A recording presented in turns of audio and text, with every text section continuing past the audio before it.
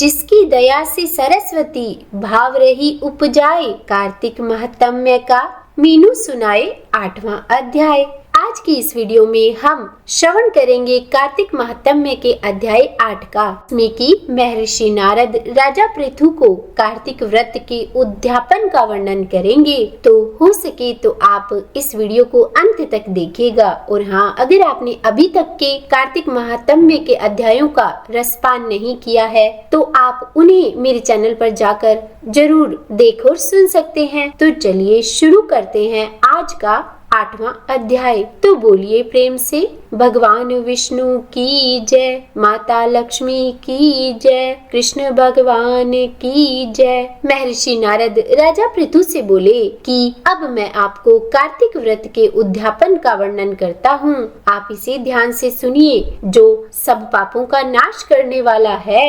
व्रत का पालन करने वाला मनुष्य कार्तिक महीने के शुक्ल पक्ष की चतुर्दशी को अपने व्रत की पूर्ति और भगवान विष्णु की प्रीति के लिए उद्यापन करे। तुलसी के ऊपर एक सुंदर सा मंडप बनावे, उसे केले के खंभों से संयुक्त करके नाना प्रकार की धातुओं से उसकी विचित्र शोभा बढ़ावे। मंडप के चारों ओर दीपकों की श्रेणी सुंदर ढंग से सजा कर रखे। उस मंडप में सुंदर बंधनवारों से सुशोभित 4 दरवाजे बनावे और उन्हें फूलों से तथा चंवर से सुसज्जित करे। द्वारों पर पृथक पृथक मिट्टी के द्वारपाल बनाकर उनकी पूजा करे और उनके नाम इस प्रकार है: जय, विजय, चंड, प्रचंड, नंद, सुनंद, कुमुद, कुमुदाक्ष। उन्हें चारों दरवाजों पर 2-2 की क्रम में स्थापित करके भक्ति पूर्वक पूजन करे। तुलसी की जड़ के समीप 4 रंगों से सुशोभित सर्वतोभद्र मंडल बनावे और उसके ऊपर पूर्ण पत्र तथा पंचरत्न से संयुक्त कलश की स्थापना करे। कलश के ऊपर शंख, चक्र, गदाधारी भगवान विष्णु का पूजन करे। पूरे भक्ति भाव से उस तिथि में उपवास करे और फिर रात्रि में गीत, वाद्य, कीर्तन आदि मंगलमय आयोजनों के साथ जागरण करे। जो मनुष्य भगवान विष्णु के लिए जागरण करते समय भक्ति पूर्वक भगवत से संबंधी पदों का गान करते हैं, वे सैकड़ों जन्मों की पाप राशि से मुक्त हो जाते हैं। जो मनुष्य भगवान के निमित्त जागरण करके रात्रि भर भगवान का कीर्तन करते हैं, उनको असंख्य गोदान का फल मिलता है। जो मनुष्य भगवान की मूर्ति के सामने नृत्य गान करते हैं, उनके अनेक जन्मों के एकत्रित पाप भी नष्ट हो जाते हैं। और जो भगवान के सम्मुख बैठकर कीर्तन करते हैं और बंसी आदि बजाकर भगवत भक्तों को प्रसन्न करते हैं और भक्ति से रात्रि भर जागरण करते हैं, तो उन्हें करोड़ों तीर्थ करने का फल मिल जाता है। उसके बाद पूर्णमासी में एक सपत्नीक ब्राह्मण को निमंत्रित करे। प्रातःकाल स्नान और फिर देव पूजन कर वेदी पर अग्नि की स्थापना करे और भगवान की प्रीति के लिए तिल और खीर की आहुति दे। होम की शेष विधि पूरी करके भक्ति पूर्वक ब्राह्मणों का पूजन करें और फिर उन्हें यथाशक्ति दक्षिणा भी दें और फिर अंत में उनसे इस प्रकार क्षमा प्रार्थना करें कि हे ब्राह्मणों, आप सब लोगों की अनुकंपा से मुझ पर भगवान सदैव प्रसन्न रहे। इस व्रत को करने से मेरे 7 जन्मों के किए हुए पाप नष्ट हो जाएं और मेरी संतान चिरंजीवी हो। इस पूजा के द्वारा मेरी सभी मनोकामनाएं पूर्ण हो। मेरी मृत्यु के बाद मुझे अतिशय दुर्लभ विष्णु लोक की प्राप्ति हो जाए। और फिर पूजा की समस्त वस्तुओं के साथ गाय भी गुरु को दान में दे दें। उसके बाद घर वालों और मित्रों के साथ स्वयं भोजन करें। देखिए राजन, भगवान द्वादशी तिथि को शयन से उठे थे। त्रयोदशी को वे देवताओं से मिले और फिर चतुर्दशी तिथि को सबने उनका दर्शन और पूजन किया था।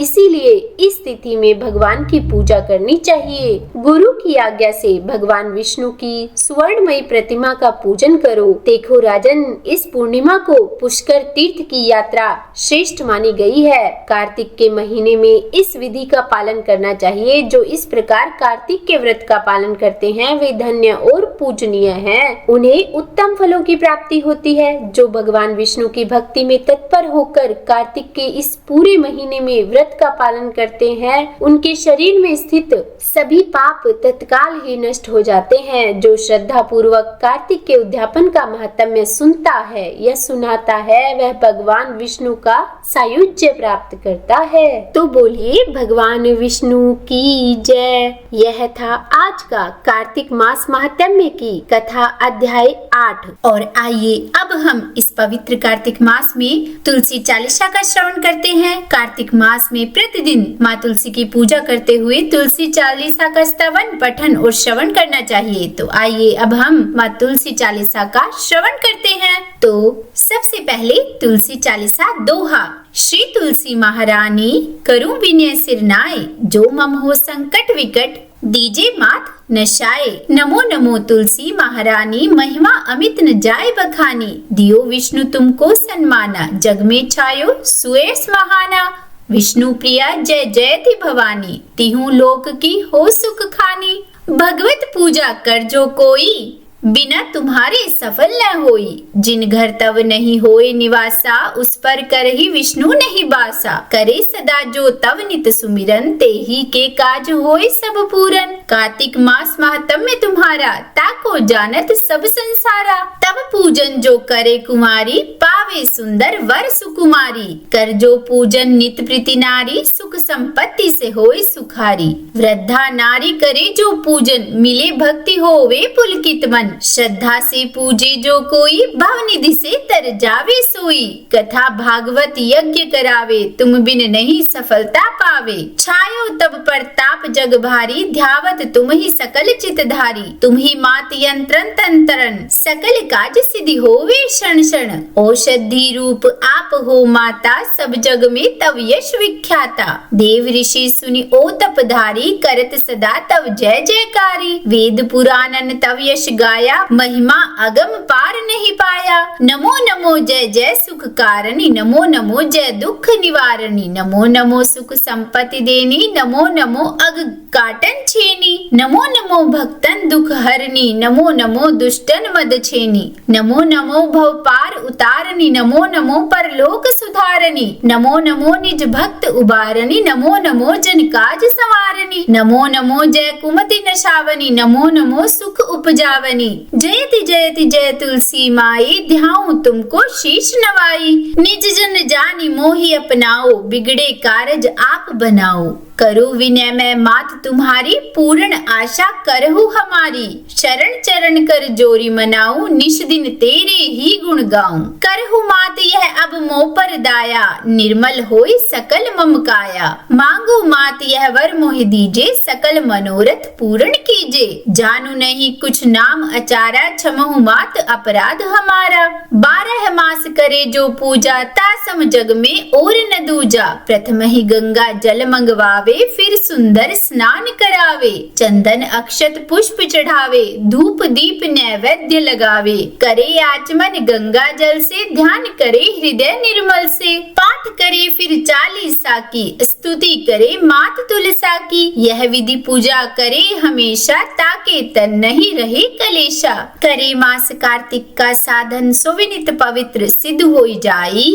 यह कथा महासुखदाई, पढ़े सुने सो भव तर जाई। तुलसी मैया तुम कल्याणी, तुम्हारी महिमा सब जग जानी। भावना से तुझे माँ नित हम ध्यावे, गा गा कर माँ तुझे रिझाए। यह श्री तुलसी चालीसा पाठ करे जो कोई, गोविंद सो फल पावही जो मन इच्छा होई। तो बोलिए तुलसी माता की जय। तो उम्मीद करती हूँ आज का यह कार्तिक मास महात्म्य का अध्याय और अंत में श्री तुलसी चालीसा आपको अच्छी लगी होगी। अगर पसंद आई हो वीडियो तो लाइक एंड शेयर कीजिएगा। चैनल पर नए हैं, सब्सक्राइब नहीं किया है तो सब्सक्राइब भी कर ही दीजिएगा। और हाँ, कमेंट बॉक्स में तुलसी माता की जय जरूर लिखिएगा। तो बोलिए तुलसी माता की जय।